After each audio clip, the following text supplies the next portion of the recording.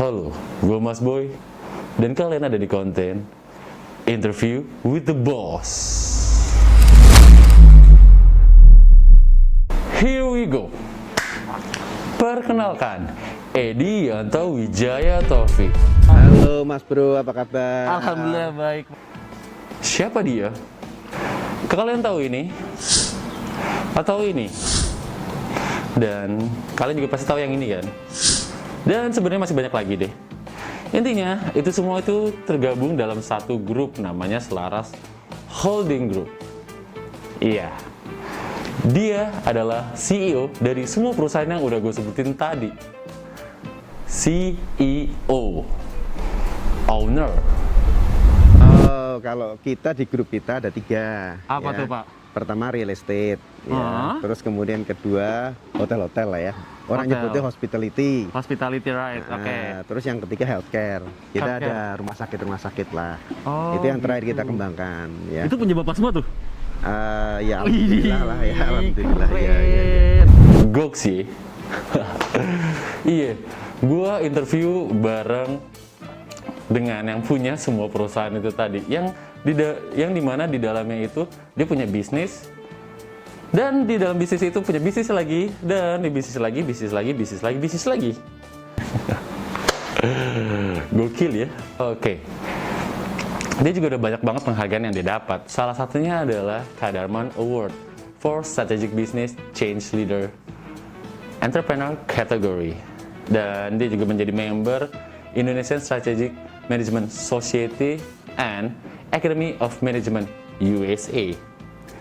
Dan ditambah lagi dia juga banyak banget mentorin dan sangat aktif dalam bidang Entrepreneur Club.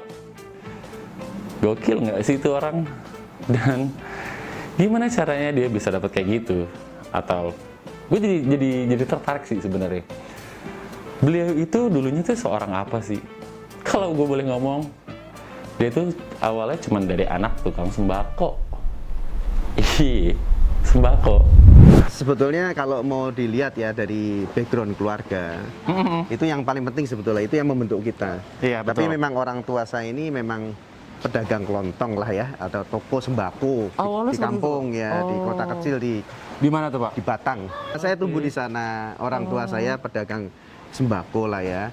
Nah dari kecil memang kita sudah biasa terekspos dengan orang jualan dagang. Oh. Dan bahkan oke. kadang-kadang pada waktu itu ya kalau waktu masih kecil suka bantuin orang tua saya jualan sabun keliling gitu, kayak apa ya, kanvaser gitu loh. Pasar ya. Nah, gimana caranya beliau bisa sampai achieve, dan gimana cara beliau itu bisa bangun bisnis mulai dari nol, dan dia juga bisnis itu bisa modal dengkul loh.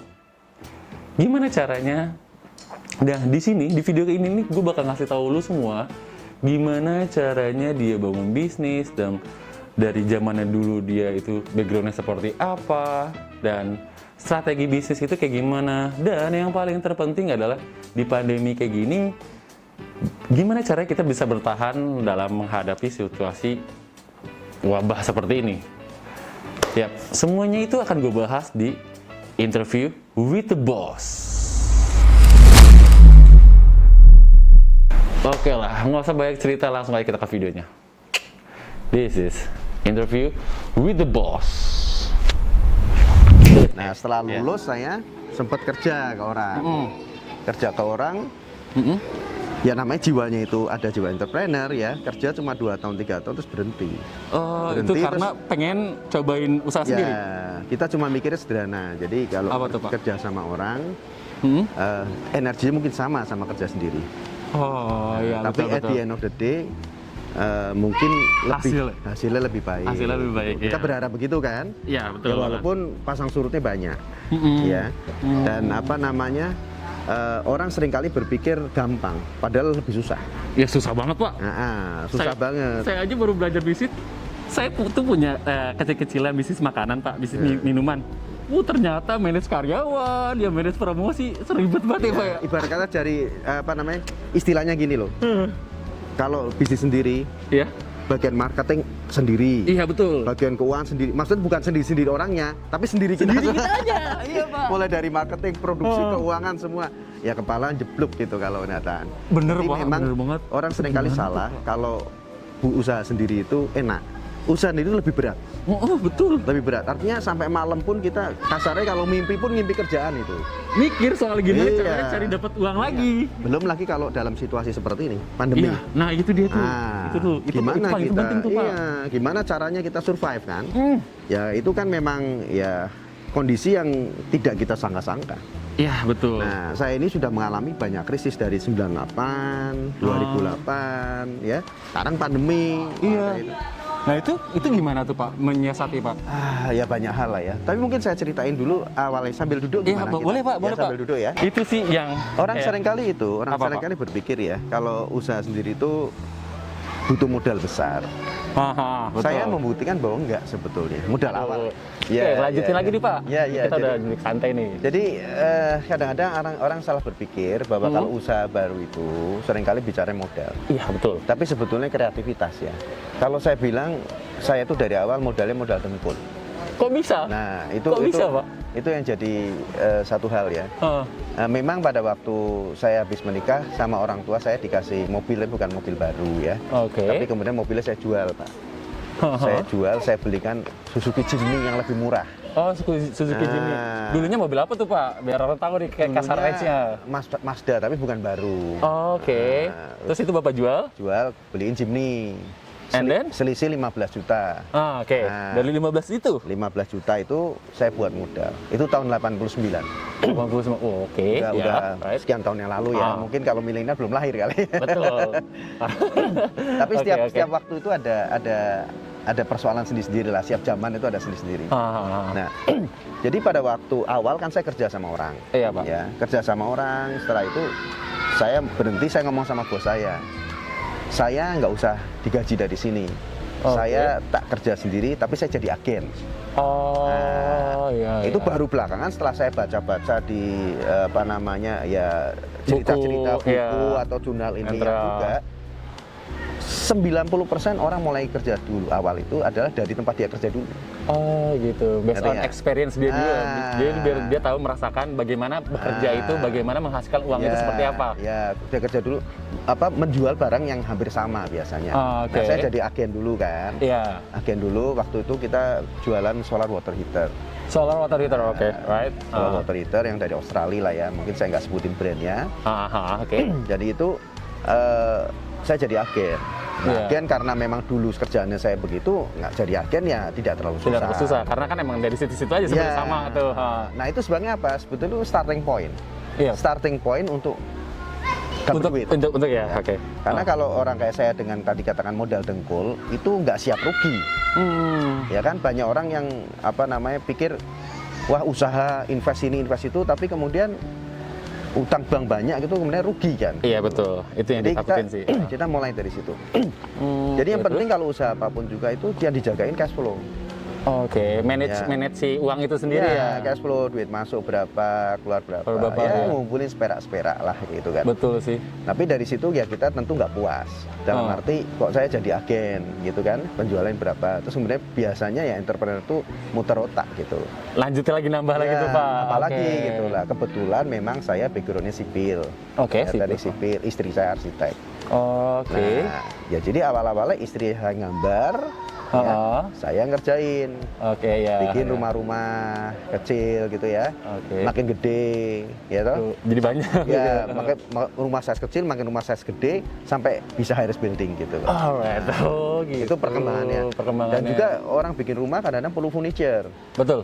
Betul Kemudian banget. kita bilang, kenapa kita nggak bikin Sekalian furniture? isinya. Nah, ini yang jadi challenge ke kita adalah, kita itu kan tadi nggak tahu apa-apa. Orang kita nggak ada yang ngajarin.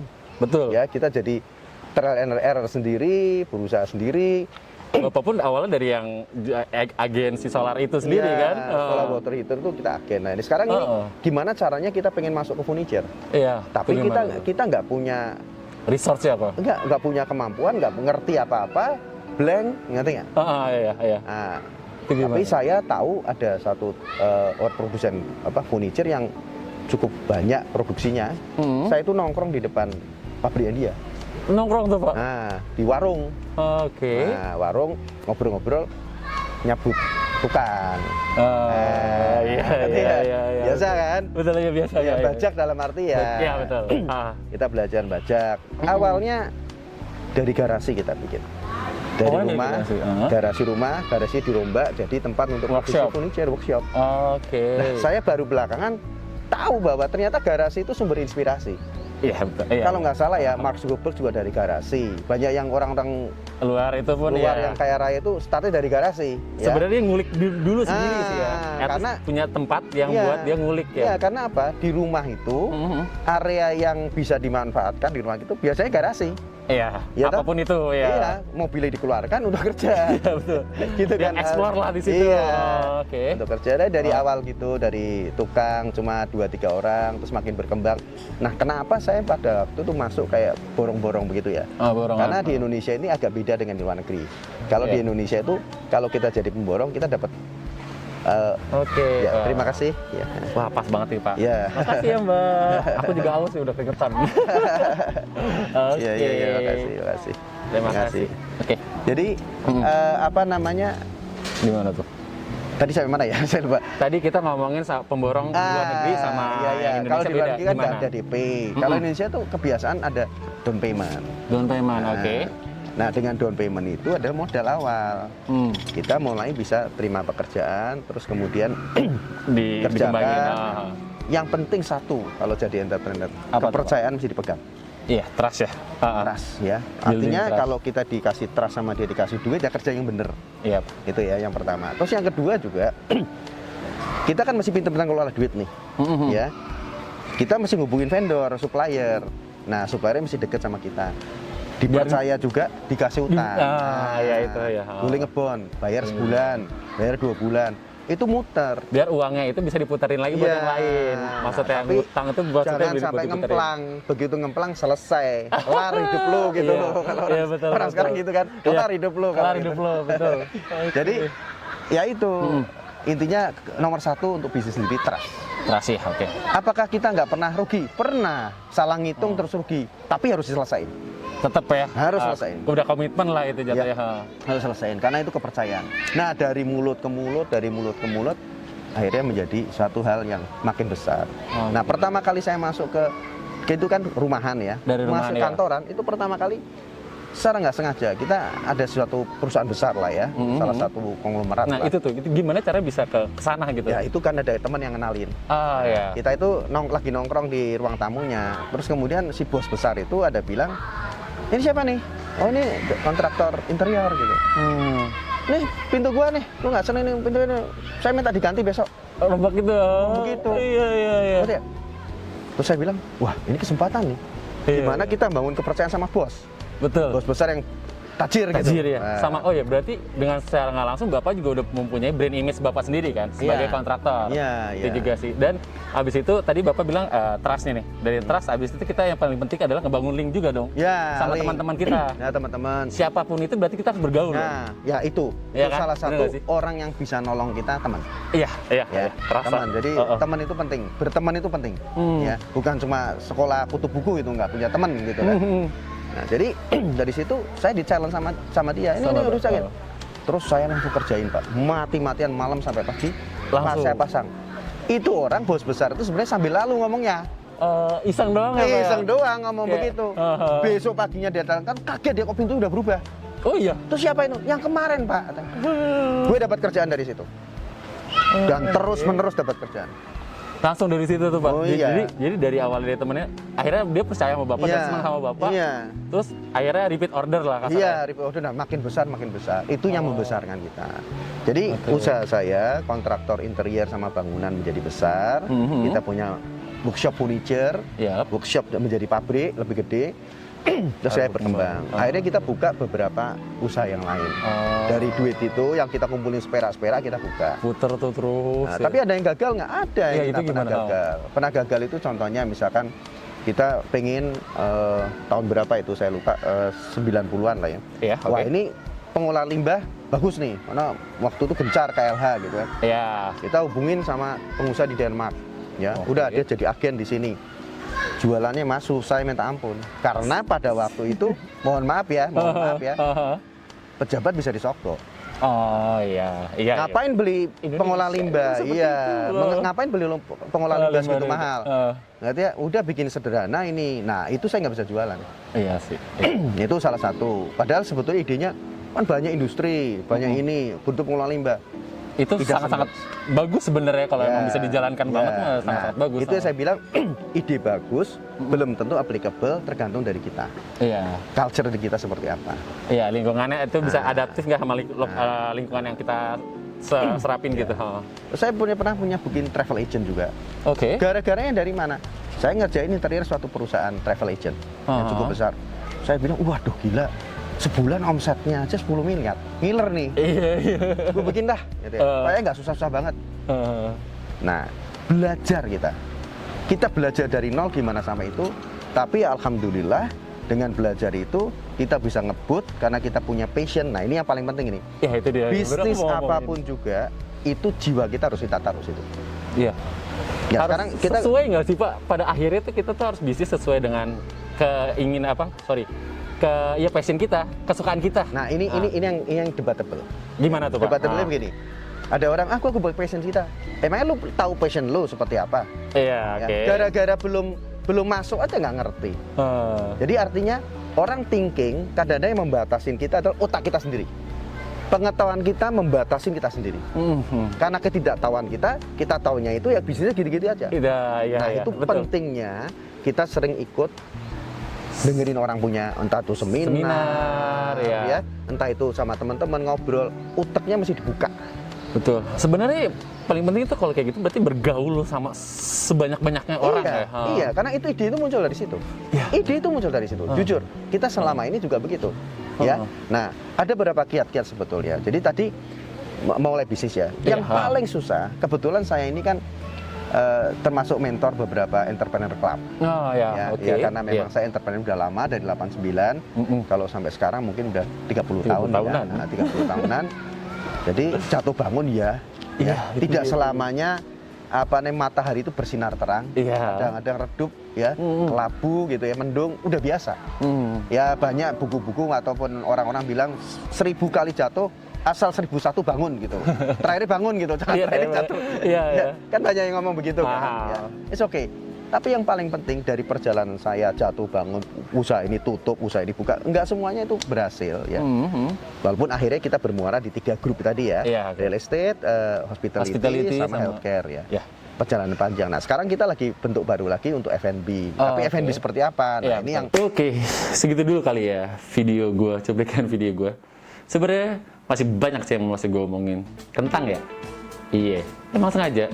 Tapi at least kalian bisa ngambil banyak ilmu dan gue harap sih kalian udah tahu kan gimana cara modal dengkul dia seperti apa, dari awal dia kayak gimana. Ya, gue harap itu semua bisa jadi kalian bisa ngambil sisi positifnya dari beliau. Gimana cara dia usaha, pola pikirnya beliau itu seperti apa, dan gimana-gimananya. Nanti nextnya, di part 2 ini nanti gue akan ngasih ke kalian gimana kiat-kiat bisnis. Seperti kayak dia ngomongin. Ya, oke lah. Mungkin cukup sekian dulu kali ya video kita kali ini. Gue Mas Boy, pamit. Keep wearing masker and goodbye.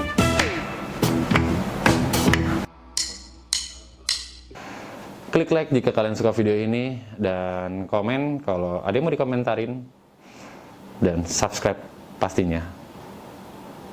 Gitu.